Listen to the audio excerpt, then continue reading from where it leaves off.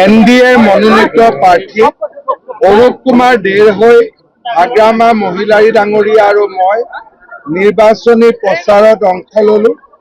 ইমান বৰষুণ আৰু প্ৰতিকূলৰ মাজতো 50,000তকৈ অধিক ৰাইজৰ উপস্থিতিয়ে নিশ্চিত কৰিছে যে এই সিটত এনডিএৰ প্ৰাৰ্থী অৰূপ কুমাৰ দে বিজয়ী হ'ব আৰু মই বিশ্বাস কৰোঁ যে বিটিচিৰ 15টা সিটৰ 15টা সিটতে एनडीए प्रार्थी विजयी हो। इसी का सिर्फ हग्रामा महिलारी दोनों ने प्रचार किया। बरसात की बाद भी 50,000 से ज्यादा लोग उपस्थित रहा। मैं विश्वास करता हूं कि भारी वोटों से हम 20 सीट जीत लेंगे। एबार तो बहुत सीट ओलाब किमान ओलाब गणति कर तत नापाम 20-22टा हयতো থাকিব।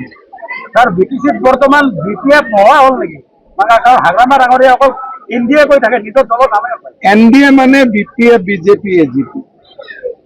আৰু য'ত বিটিচি বুলি ক'লে বিটিচি নাঙল মানে বিটিচি পদুম মানে বিজেপি কিন্তু দুইটাই মিলি এনডিএ ইউপিপিএল নাই নেকি বৰ্তমান এনডিএ বৰ্তমানটো ইউপিপিএল আমাৰ লগত নাই তেওঁলোকেতো নিজাকৈ ইলেকশ্যন খেলিছে তেখেতৰ এনডিএৰ পৰা ৰাজ্য সভাৰ এটা সাংসদ হিচাপে ঠিক আছে মই মোৰ নিয়মটো হ'ল কি যে যোনে যি পাব লাগে সেইটো পাব লাগে কিন্তু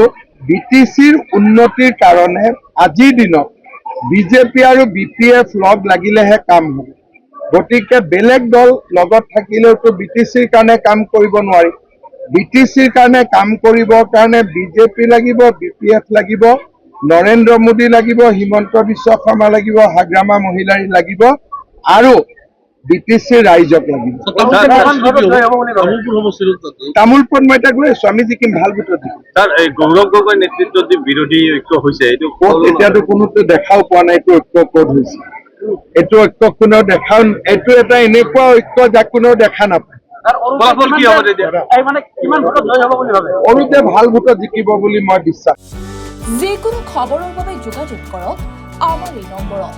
9181 307 2221